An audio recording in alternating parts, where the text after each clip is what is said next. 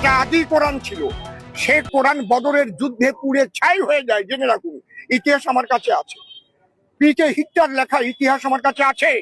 এবং তারপরে 27 জনের শয়তানের দল মিলে এই কোরআন লিখেছে, এবং বারে বারে এই কোরআনের মধ্যে এমন এমন জিনিস ঢুকানো হয়েছে, বাচ্চাদের শেখানো হচ্ছে, এ মুসলমানগণ, অমুসলমানদের যেখানে পাইবে সেখানে বন্দি করিবে, নির্মম ভাবে হত্যা করিবে। কোরআনে লেখা, আমার কাছে আছে কোরআন।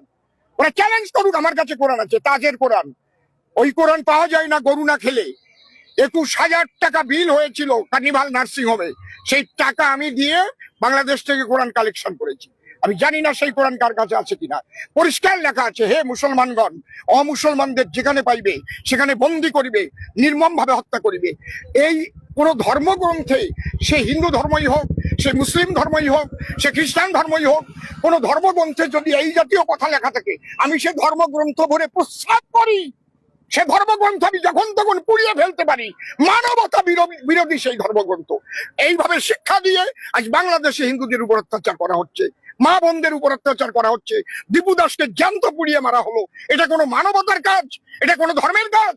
ধর্মে মানুষকে প্রেম শিখায়, ধর্মে মানুষকে গাছপালা পশু পাখি সবাইকে ভালোবাসা শিখায়, আর ধর্মের দ্বারাই হিংসা শিক্ষা দেওয়া হচ্ছে। আর আমার মাননীয় মুখ্যমন্ত্রী তাদেরই উস্কানি দেয়, সেই ইমাম ভাতা দিয়ে দিলাম। আরে তোর ইমামরাই তো করে এইসব শিখায়, উগ্রপন্থী তৈরি করে, আর তাদের যে ভাতা দেয় তাকে আমার বলার মতো কোনো মানসিকতাও নাই। ওনার মুখে আমি থুতু দিই। আমি একজন হাইকোর্টের আইনজীবী। 2 নম্বর প্রশ্ন হচ্ছে, আমি মুসলমান ধর্মের সৈয়দ বংশের ছেলে। সুতরাং সৈয়দ বংশ সারা পৃথিবীতে 0.5%, ভারতবর্ষে 0.1% আছে কিনা সন্দেহ। পৃথিবীতে যত মসজিদ আছে সমস্ত, আমার বাংলা থেকে আরম্ভ করে ভারত, সমস্ত মসজিদের ইমাম কিন্তু সৈয়দ। এবং এই সৈয়দকে না দিদি ওবিসিতে আনতে পারবে, না দাদা ওবিসিতে আনতে পারবে। কারণ এই কারণে সৈয়দ বংশ হচ্ছে পোপেট মোহাম্মদের যারা ব্লাড কানেকশন, আমি সেরকম সৈয়দ বংশ যারা আছে পৃথিবীতে তারা সবাই পোপেটের বংশধর। তাহলে আমি পোপেটের বংশধর সৈয়দ, আর কে হারামজাদা অসীম সরকার যখন বেড়া টপকাতে গিয়ে পিঠে আঁচড় আছে, এখনও তারের দাগ আছে যে উনি বেড়া টপকেছিলেন। মুসলমানের লাত খেয়েছে না ভেট খেয়েছে, এসে বাঙালরা বলে আমাগো 50 একর সুপুরি গাছ ছিল, এই 50 বিঘে সম্পত্তি ছিল, সব কেড়ে নিয়েছে। খোঁজ নিয়ে দেওয়া সালা একটা আম গাছও ছিল না। ওরা যা বলবে মুহূর্তে যে পশ্চিমবাংলা 10টাকে ওরা কিনে ফেলবে, এক একজন যেটা ডায়লগ। আবার মাঝে মধ্যে বলে বাঙালকে হাইকোর্ট দেখাচ্ছিস, এই হচ্ছে ভাষা। তা সেই রকম একটা বাঙালচোদা অসীম সরকার, অপরপক্ষে আমি বলছি হারামজাদা। পৃথিবীর মধ্যে কোরআন, মুসলমানদের কোরআন, হিন্দুদের গীতা, যীশুখ্রিস্টদের বাইবেল, এগুলো সবই পবিত্র গ্রন্থ, এগুলো সবই মানব জাতির জ্ঞানের আধার। কোরআন জ্ঞানের আধার, গীতা জ্ঞানের, মনুষ্য সমাজের জ্ঞানের আধার, বাইবেল মনুষ্য সমাজের আধার। এক একটা মানুষ এক একটা শ্রেণীতে বিভক্ত হয়ে বিভিন্ন মানুষ, সে যে যার ধর্মগ্রন্থকে শ্রদ্ধা করে। খ্রিস্টানরা বাইবেলকে শ্রদ্ধা করে, সনাতনী হিন্দুরা গীতাকে শ্রদ্ধা করে, মুসলমান ধর্মাবলম্বীরা কোরআনকে শ্রদ্ধা করে।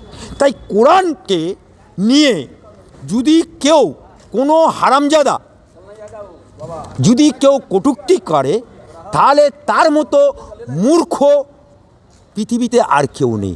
এই অসীম সরকার বিলংস করছে ভারতীয় জনতা পার্টির এমএলএ। আমি এই হারামজাদা অসীম সরকারকে বলছি, অ্যাডভোকেট আলী আফজল চাঁদ বলছি, ভারতীয় জনতা পার্টির যিনি জন্মদাতা পশ্চিম বাংলার সেই ব্যক্তি, যিনি বিজেপির প্রতিষ্ঠাতা, সেই ব্যক্তি, তিনি কাজী নজরুল ইসলাম যখন অসুস্থ হয়ে পড়েছিল, চুরুলিয়া গ্রাম থেকে তাকে নিয়ে এসে কলকাতায় তার বাড়িতে রেখে সেবা শুশ্রূষা করে তাকে সুস্থ করে বাড়ি ফিরিয়ে দিয়েছিল, কারণ সে কিন্তু বিজেপির প্রতিষ্ঠাতা। তাহলে তার থেকেও বড় নেতা না? আবার বিজেপি হচ্ছে ঘুড়ি, নীল লাল সাদা সবাই দেখতে পায়, কিন্তু ঘুড়ি ওড়ে দেখতে পায়, কিন্তু লাটাই যে ধরে তাকে দেখতে পায়, তাকে লাটাই হচ্ছে সঙ্গ। সেই সঙ্গের মোহন ভগতজি কি বলেছে যে भारतीय मुसलमान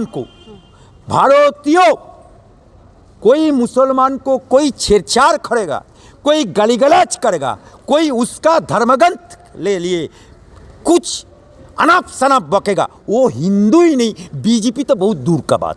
তাহলে উনি মোহন ভগতের থেকে বড় না?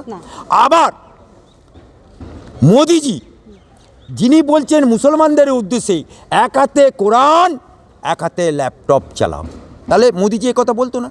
আবার মোদিজি বলছে সবকা সাথ সবকা বিকাশ সবকা বিশ্বাসের পথে চলো, এটাই মোদিজির স্লোগান। তাহলে ভারতীয় জনতা পার্টির সৃষ্টিকর্তার থেকে উনি বড় না? নরেন্দ্র মোদির থেকে উনি বড় না? আবার উনি মোহন ভগতের থেকেও বড় না? আবার রামকৃষ্ণ পরমহংসদেব তিনি ইসলাম ধর্মের গ্রহণ করে স্বামী রামকৃষ্ণ পরমহংসদেব শ্রী শ্রী রামকৃষ্ণ পরমহংসদেব তিনি ইসলাম ধর্ম গ্রহণ করে উনি নামাজ পড়েছিলেন। নামাজ যখন পড়ছে, যখন মোনাজাত করছে খোদার কাছে, উনি হাতের মধ্যে মা কালীকে দেখতে পাচ্ছে, তখন তিনি বললেন পুকুর একটাই ঘাট অনেক। তাহলে কি উনি রামকৃষ্ণের থেকে বড়? উনি বিবেকানন্দের থেকে বড়? উনি নজরুলের থেকে বড়? উনি রবীন্দ্রনাথ থেকে বড়? তাই উনি যে দলে বিলংস করছেন, আজকে ওনার ডিএনএ টেস্ট করার দিন চলে এসছে, আজকে ওনার মতো লোককে বিজেপি থেকে লাত খাওয়ার দিন চলে এসছে। তাই আমি অসীম সরকারকে বলছি ইমিডিয়েট কথা উইথড্র করো, নাহলে অ্যাডভোকেট আলী আফজাল চাঁদ তোমাকে বিজেপিতে থাকা জিনা হারাম করে দেবে।